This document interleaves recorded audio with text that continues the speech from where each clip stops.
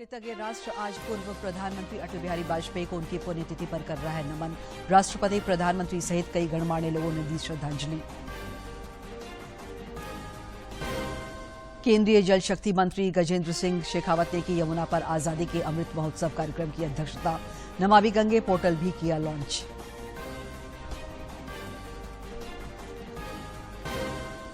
JPSC और JSCA के पूर्व अध्यक्ष अमिताभ चौधरी का आकस्मिक निधन। मुख्यमंत्री हेमंत सोरेन समेत कई राजनेताओं ने जताया शोक।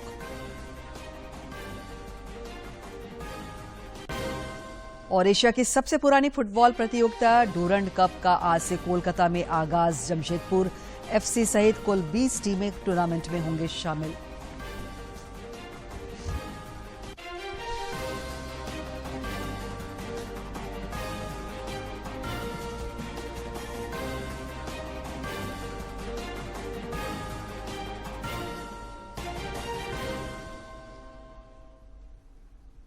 नमस्कार, खबरें झारखंड में आपका स्वागत है। मैं हूं दिव्या और अब समाचार विस्तार से। कृतज्ञ राष्ट्र आज पूर्व प्रधानमंत्री अटल बिहारी वाजपेयी को उनकी पुण्यतिथि पर नमन कर रहा है। अटल जी की समाधि स्थल सदैव अटल पर आयोजित श्रद्धांजलि सभा में राष्ट्रपति द्रौपदी मुर्मू और उपराष्ट्रपति जगदीप धनखड़ ने पुष्पांजलि अर्पित की। वाजपेयी को उनकी पुण्यतिथि पर नमन कर रहा है। अटल जी के समाधि स्थल सदैव अटल पर आयोजित श्रद्धांजलि सभा में राष्ट्रपति द्रौपदी मुर्मू ने अपनी श्रद्धांजलि दी।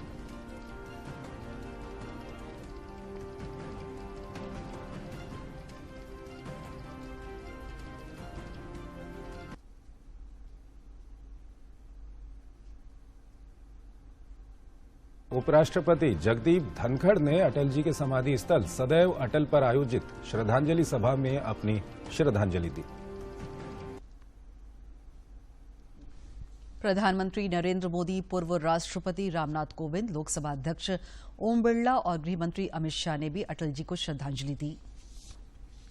मोदी ने अटल जी के समाधि स्थल सदैव अटल पर आयोजित श्रद्धांजलि सभा में अपनी श्रद्धांजलि दी।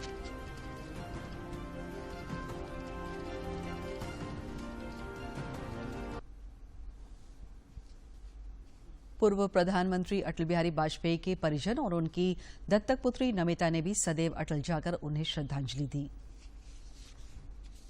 कि परिवार के सदस्य उनकी दत्तक पुत्री नमिता,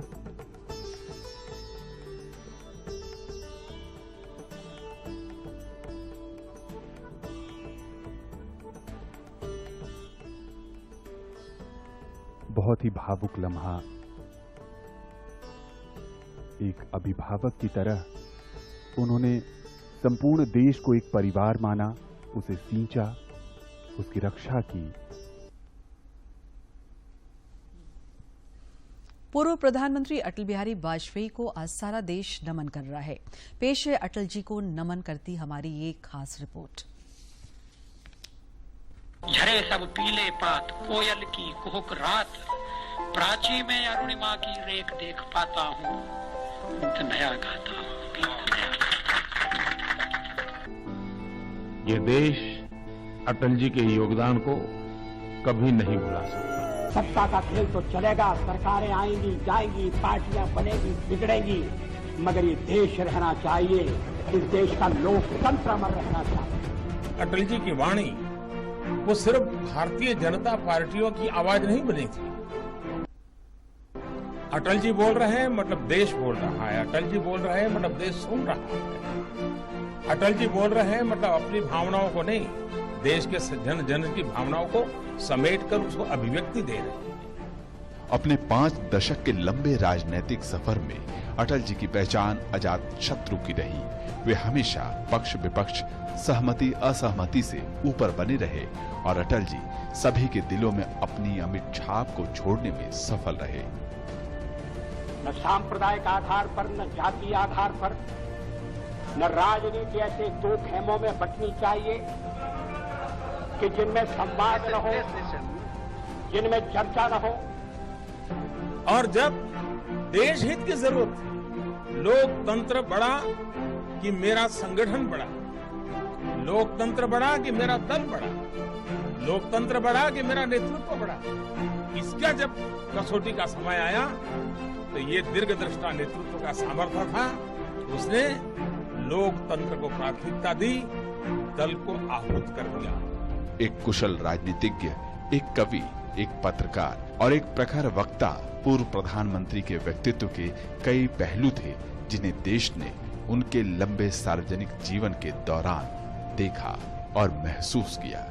उनके नेतृत्व में हमने परमाणु शक्ति में भी देश का सर ऊपर किया। पार्टी नेता हो, संसद सदस्य हो, मंत्री हो या प्रधानमंत्री, अटल जी ने प्रत्येक भूमिका में एक आदर्श को प्रतिष्ठित किया।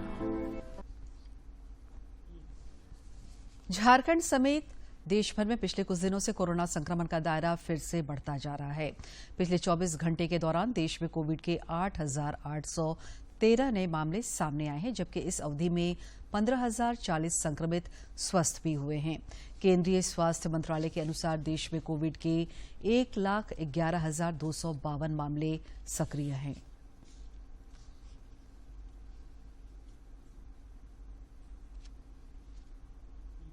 इधर झारखंड में भी कोरोना से जंग जारी है और पिछले 24 घंटे के दौरान अनेक कोरोना वीरों ने इस महामारी को शिकस्त दी। रांची में इस अवधि में कई मरीजों की पुष्टि हुई, जबकि कई मरीजों ने कोरोना को हराया। जिले में अब कोरोना के दर्जनों एक्टिव केस शेष हैं। कोरोना के खिलाफ जारी जंग में देश में टीकाकरण अभियान तेज गति से जारी है। केंद्रीय स्वास्थ्य मंत्रालय के अनुसार देश में अब तक कुल 2 अरब 8 करोड़ 36 लाख से अधिक कोविड रोधी टीके लगाए जा चुके हैं।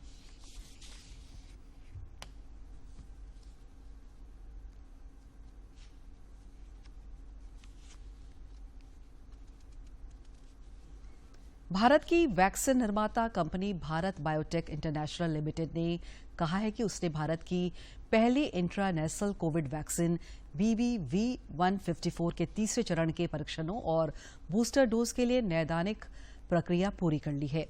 वैक्सीन निर्माता कंपनी ने कहा है कि यह वैक्सीन नैदानिक परीक्षणों में सुरक्षित, सहने योग्य और प्रतिरोधक साबित हुई है। भारत बायोटेक ने कहा है कि वैक्सीन का मूल्यांकन पहले और दूसरे चरण के परीक्षणों में किया गया। पूरे भारत में 14 परीक्षण स्थलों पर इसका परीक्षण किया गया है।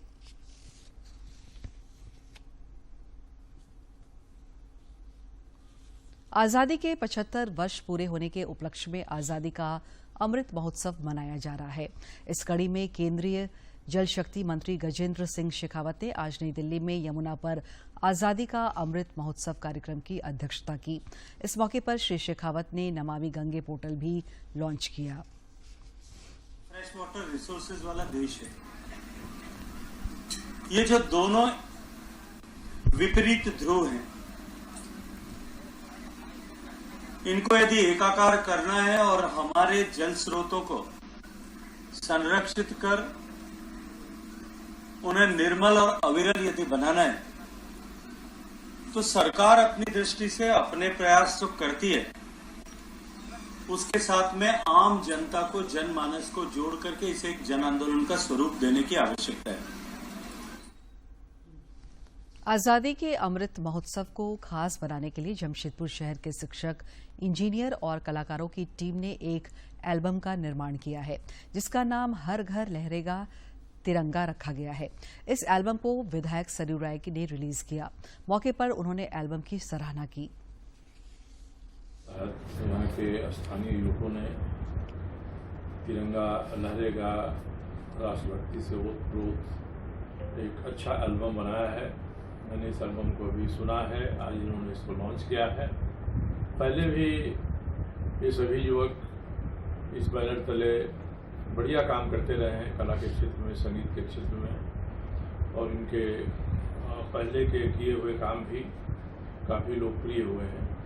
अभी इन्होंने जो बनाया है तिरंगा के बारे में, राष्ट्रभक्ति से ओतप्रोत संगीत है, विजुअल्स हैं, अच्छी तरह से इन्होंने इसको सजाया है। तिरंगा प्यारा माँ तेरी मिट्टी की कसम, माँ तेरी मिट्टी की कसम, पूरा हम करेंगे फर्ज वतन का, माँ तेरी मिट्टी की कसम हो। कोडरमा के तिलैया डैम में पर्यटकों को आकर्षित करने के लिए राज्य सरकार के पर्यटन निदेशालय की ओर से वाटर एडवेंचर स्पोर्ट्स का आयोजन किया जा रहा है। कल से शुरू हुआ वाटर एडवेंचर स्पोर्ट्स 17 अगस्त तक चलेगा। 3 दिनों तक चलने वाले इस वाटर एडवेंचर स्पोर्ट्स में विभिन्न तरह के खेल आयोजित किए जा रहे हैं, जिसमें banana ride, Ringo ride, wall climbing, motor boat riding, water bike riding शामिल है।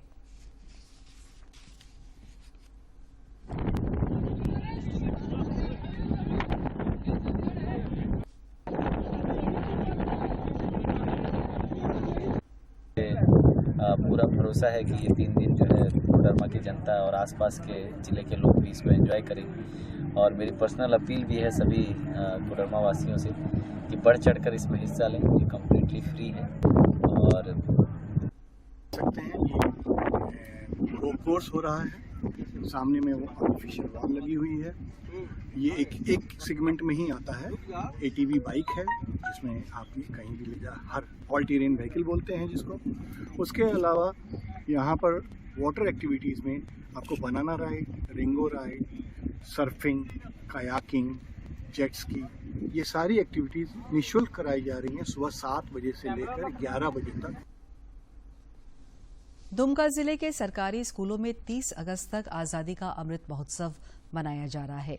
इस दौरान सुदूरवर्ती आदिवासी गांव के बच्चे खेतों, पगडंडियों और कच्चे रास्तों पर तिरंगे के साथ हर रोज प्रभात फेरी निकाल रहे हैं। जिले के जनमुंडी प्रखंड के सुदूरवर्ती आदिवासी गांव डुमरथर के उत्क्रमित मध्य विद्यालय के बच्चे भगत सिंह, राजगुरु, सुखदेव जैसे आजादी के शहीदों के जीवन और त्याग पर आधारित नाटक प्रस्तुत कर समाज को राष्ट्रीय गौरव का संदेश दे रहे हैं।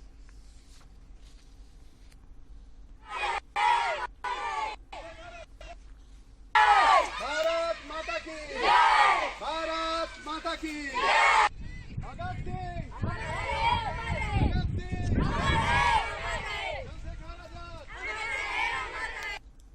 और इस आदिवासी गांव में आज़ादी का अमृत महोत्सव के मौके पर हर घर तिरंगा अभियान जो सफलतापूर्वक यहाँ लोगों ने मनाया, आदिवासी भाई बहनों ने हर घर तिरंगा यहाँ पर आया है। और सबसे बड़ी बात है कि आज़ादी के अमृत महोत्सव के मौके पर तिरंगा के प्रति जो लोगों में उत्साह देखने को मिला, यह पहली बार हम अपने आप को गौरवान्वित महसूस करते हैं।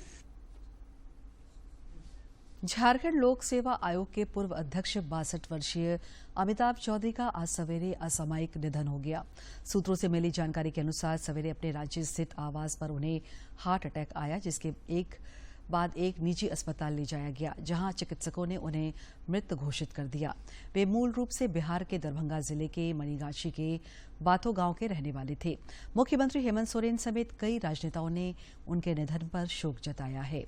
वे झारखंड क्रिकेट एसोसिएशन के अध्यक्ष और भारत क्रिकेट कंट्रोल बोर्ड के उपाध्यक्ष और सचिव भी रह चुके थे। एक कुशल खेल प्रशासक के रूप में पूरे देश में उनकी अलग पहचान थी। रांची का JSCA स्टेडियम बनवाने में उनका अहम योगदान माना जाता है। इसके अलावा वे तेज तर्रार IPS अधिकारी के रूप में भी जाने जाते थे। लातेहार जिले के गारोबंद क्षेत्र के फुलहर जंगल में एक जंगली हाथी की मौत हो गई है। घटनास्थल पलामू टाइगर रिजर्व एरिया में है। हालांकि हाथी की मौत कैसे हुई, इसकी जानकारी अभी नहीं मिल पाई है। घटनास्थल काफी घने जंगलों में स्थित है। आज सवेरे मेडिकल टीम द्वारा मृत हाथी का पोस्टमार्टम के लिए ले जाया गया। वन विभाग के अधिकारियों ने बताया कि मामले की जांच की जा रही है और पोस्टमार्टम रिपोर्ट आने के बाद ही कारणों का पता चल पाएगा। प्रधानमंत्री नरेंद्र मोदी ने इस महीने की 28 तारीख को आकाशवाणी से प्रसारित होने वाले मन की बात कार्यक्रम के लिए लोगों के सुझाव मांगे हैं। रेडियो पर मासिक कार्यक्रम मन की बात की यह 92वीं कड़ी होगी। प्रधानमंत्री ने कहा है कि विभिन्न विषयों पर उन्हें भेजे गए सुझावों को अगले मन की बात कार्यक्रम में शामिल किया जा सकता है। लोग अपने विचार नमो ऐप और mygov.open फोरम पर भेज सकते हैं। वे टोल फ्री नंबर 1800117800 पर भी अपने सुझाव हिंदी और अंग्रेजी में रिकॉर्ड करा सकते हैं। फोन लाइनें 25 अगस्त तक खुली रहेगी। 1922 पर मिस्ड कॉल देकर और SMS के जरिए लिंक प्राप्त करके सीधे अपने सुझाव प्रधानमंत्री को भेजे जा सकते हैं।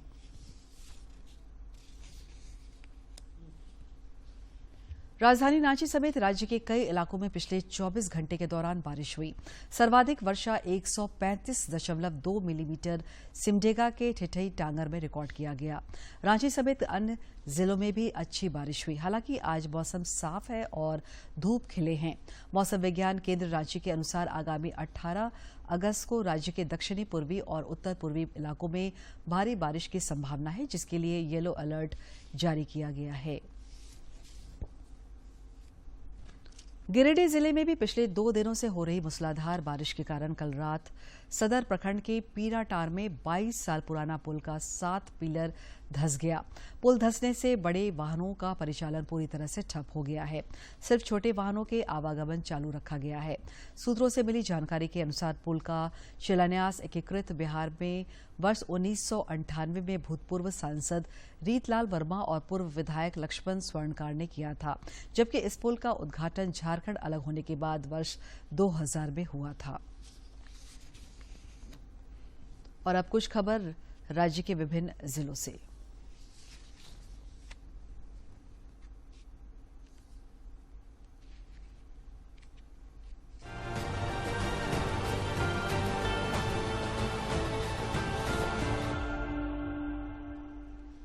सांसद निशिकांत दुबे ने देवघर स्थित एम्स परिसर में केंद्र सरकार के उपक्रम केंद्रीय भंडार का उद्घाटन किया।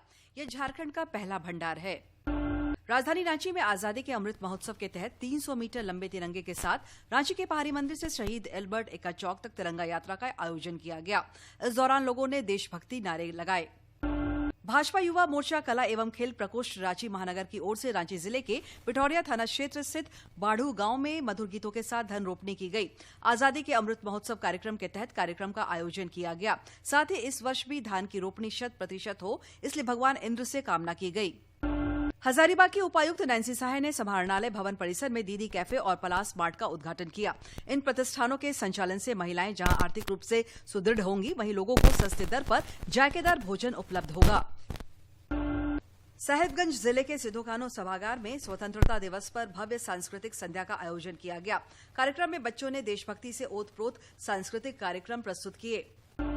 पूर्वी सिंहभूम के उपायुक्त विजया यादव ने डीडीसी, एडीएम, एडीसी तथा अन्य पदाधिकारियों के साथ नेताजी बोस आवासीय विद्यालय में अध्ययनरत अनाथ बच्चों को स्वतंत्रता दिवस की शुभकामनाएं दी। इस दौरान बच्चों को प्रशासन की ओर से मिठाई, खेलकूद, पठन पाठन की सामग्री और गुब्बारे प्रदान किए गए।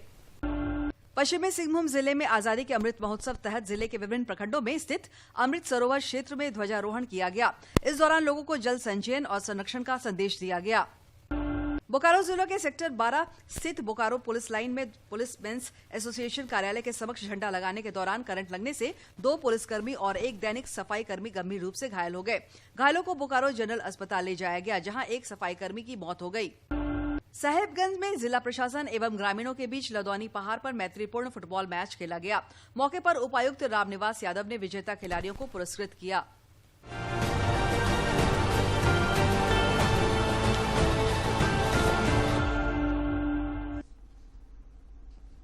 स्टेट बैंक ऑफ इंडिया ने उत्सव जमा नामक एक स्कीम शुरू की है। इस फिक्स्ड डिपॉजिट योजना में ब्याज दरें सामान्य से ऊंची है और यह केवल सीमित समय के लिए उपलब्ध है। उत्सव एफडी योजना 75 दिनों की अवधि के लिए वैध है। स्टेट बैंक ऑफ इंडिया ने उत्सव जमा नामक एक स्कीम की शुरुआत की है।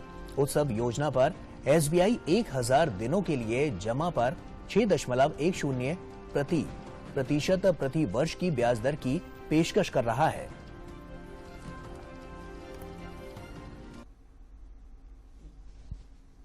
आजादी का अमृत महोत्सव के तहत चतरा में प्रशासन बनाम नागरिक एकादश मैत्री फुटबॉल मैच का आयोजन हुआ, जिसमें श्रम मंत्री सत्यानंद भोक्ता ने भी हिस्सा लिया।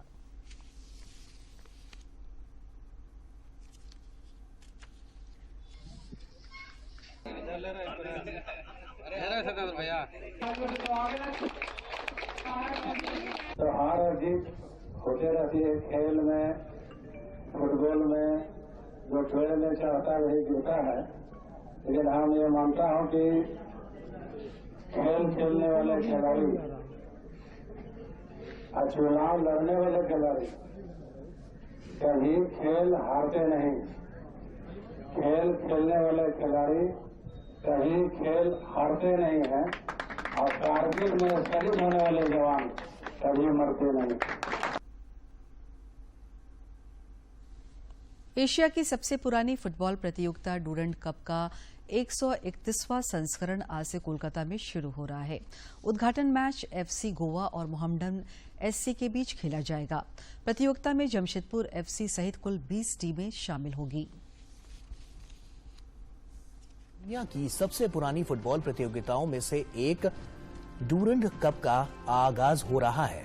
प्रतियोगिता के पहले मुकाबले में मौजूदा चैंपियन एफसी गोवा और मोहम्मडन स्पोर्टिंग क्लब आमने सामने होंगे। डूरंड कप फुटबॉल प्रतियोगिता में कुल 20 टीमें भाग लेंगी, जिसमें इंडियन सुपर लीग की 11 टीम, आई लीग की 5 टीम और सेना की 4 टीम शामिल है। खेलो इंडिया की अंडर 16 हॉकी लीग आज से नई दिल्ली के मेजर ध्यानचंद नेशनल स्टेडियम में शुरू हो रही है। प्रतियोगिता के सभी मुकाबले शाम 6:30 बजे से शुरू होंगे। शुरुआत प्रतिष्ठित मेजर ध्यानचंद नेशनल स्टेडियम में शुरू हो रही है। अंडर 16 की इस लीग में हिस्सा ले रही 16 टीमों को पूल ए और पूल बी में विभाजित किया गया है। ये लीग का पहला चरण होगा जो 23 अगस्त तक चलेगा, जिसमें प्रत्येक विजेता टीम को 3 अंक दिए जाएंगे। ड्रॉ होने की स्थिति में प्रत्येक टीम के लिए 1 अंक और हारने वाली टीम के लिए 0 अंक निर्धारित हैं।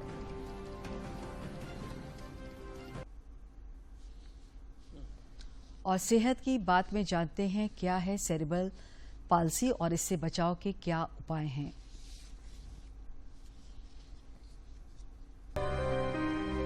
Cerebral palsy neuro developmental disorder यानी मस्तिष्क के विकास से संबंधित रोग है, जिससे बच्चे का शारीरिक संतुलन और तालमेल प्रभावित होता है। बच्चों को अगर चलने में दिक्कत है, बच्चों को अगर बैठने में दिक्कत है, या उनको बोलने में दिक्कत है, या सुनने में दिक्कत है, दिखने में दिक्कत है, तो इसके बारे में हमको सोचना चाहिए। ये यूजुअली बच्चों में प्रेजेंट करता है तब जब वो डिलेड डेवलपमेंट या माइलस्टोन्स, जैसे कि बच्चे को 3 महीने में गर्दन सीधा कर लेना चाहिए, या फिर 6 से 7 महीने में बैठने लगना चाहिए, या 1 साल की उम्र में थोड़ा चलने का प्रयास करना चाहिए। अगर उसमें पीछे हैं तो इसके बारे में सोचना है। सेरेब्रल पाल्सी के लक्षणों को जल्द पहचानना आवश्यक है। अधिकतर मामलों में जन्म के तुरंत बाद बच्चों में इसके लक्षण नजर नहीं आते। सेरेब्रल पाल्सी का कारण कहीं न कहीं गर्भावस्था में किसी प्रकार की परेशानी या शिशु जन्म के समय हुई त्रुटि से जुड़ा हुआ है। पीडियाट्रिक न्यूरोलॉजिस्ट एग्जामिन करके बताते हैं कि हर एक चारों हाथ पांव में इन्वॉल्वमेंट है, या एक साइड ऑफ बॉडी में इन्वॉल्वमेंट है, या जब खड़े होते हैं तो खड़े होने में कंट्रोल नहीं है, चलने में कंट्रोल नहीं है। तो एग्जामिन करने के बाद फिर हम जांच की सोचते हैं। तो एमआरआई हेड कर सकते हैं, और भी जांचें हैं जिसको कर सकते हैं, और उसके बाद पीडियाट्रिक न्यूरोलॉजिस्ट थेरेपिस्ट के साथ मिलके एक प्लान बनाते हैं कि हम कैसे चलने में मदद करें, कैसे बैठने में मदद करें, कैसे सुनने में मदद कर सकते हैं। और एक प्लान के तहत अगर हम सबको मिलके काम करें इसके लिए, तो हमें करीब करीब जो सीवियर सेरेब्रल पॉल्सी है उसमें भी 30 से 40% का इम्प्रूवमेंट मिलता है।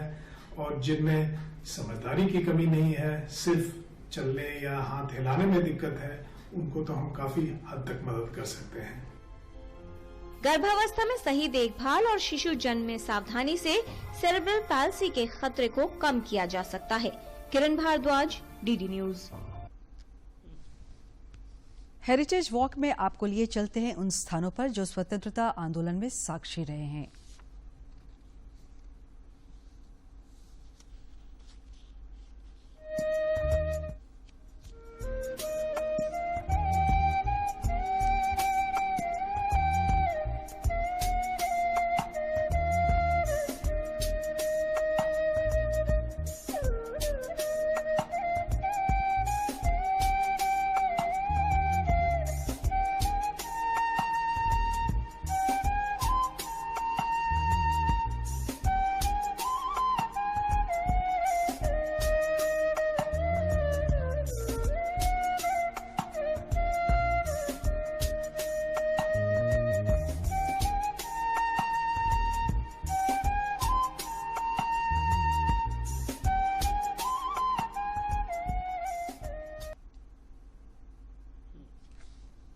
हाल ही में संपन्न हुए राष्ट्रमंडल खेलों में पैरा पावर लिफ्टिंग में सुधीर लाट ने गोल्ड मेडल जीतकर देश का मान बढ़ाया।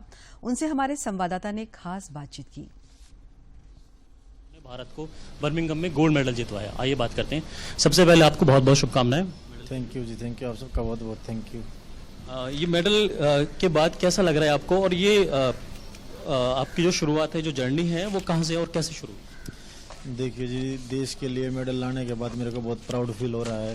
और मेरी जर्नी जो स्टार्ट हुई थी वो 2013 से मैंने स्टार्ट की थी। मैंने एक वैसे मतलब फिजिक अच्छी बनाने के लिए जिम स्टार्ट किया था, लेकिन फिर धीरे धीरे परफॉर्मेंस अच्छी आती गई और मैंने 2015 में पहला नेशनल खेला था। जब आप बर्मिंघम में परफॉर्म कर रहे थे, और तो आपको क्या आपके मन में चल रहा था उस वक्त? जी बिल्कुल, मैं अपने आप को बहुत ही गौरवान्वित महसूस कर रहा था कि मैं देश के लिए खेल रहा हूं, और परफॉर्मेंस तो मेरी अच्छी थी, तो इसलिए परफॉर्मेंस के कारण मैं मेडल लाने में सफल हुआ और देश के लिए गोल्ड मेडल लेकर आया। 2013 से आपने ये खेल में अपनी शुरुआत हुई थी, तो उसके अलावा क्या क्या? जी, जैसे मैंने 2015 में पहला नेशनल खेला था, वहाँ पे मेरे को गोल्ड मिला था। उसके बाद कंटिन्यू अब तक मैं 7 टाइम नेशनल गोल्ड मेडलिस्ट हूँ। 2 बार स्ट्रॉन्ग मैन ऑफ इंडिया का अवार्ड मिल चुका है, और 2018 में मैंने पहला इंटरनेशनल खेला था, उसमें मेरा सिल्वर मेडल था वर्ल्ड कप में। उसी के बाद 2018 में ही इंडोनेशिया में एशियन गेम्स में ब्रॉन्ज मेडल था। उसके बाद वर्ल्ड चैंपियनशिप खेला 2, उसकी जैसे बीच में थोड़ी प्रॉब्लम आ गई थी, उसकी वजह से मेरा कोरोना की वजह से ये टोक्यो 2020 मिस हो गया था। उसके बाद अभी मैंने जस्ट 1 महीना पहले ही जून में एशियन चैंपियनशिप में ब्रॉन्ज मेडल था, और ये अभी back to back Commonwealth Games में गोल्ड मेडल है। अंत में मुख्य समाचार एक बार फिर।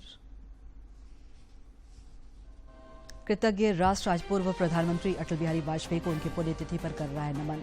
राष्ट्रपति, प्रधानमंत्री सहित कई गणमान्य लोगों ने दी श्रद्धांजलि। केंद्रीय जल शक्ति मंत्री गजेंद्र सिंह शेखावत ने की यमुना पर आजादी के अमृत महोत्सव कार्यक्रम की अध्यक्षता। नमामि गंगे पोर्टल भी किया लॉन्च।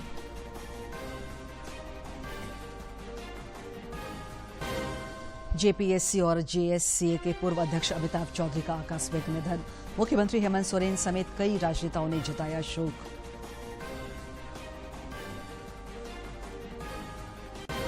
और एशिया की सबसे पुरानी फुटबॉल प्रतियोगिता डूरंड कप का आज से कोलकाता में आगाज। जमशेदपुर एफसी सहित कुल 20 टीमें टूर्नामेंट में होंगे शामिल।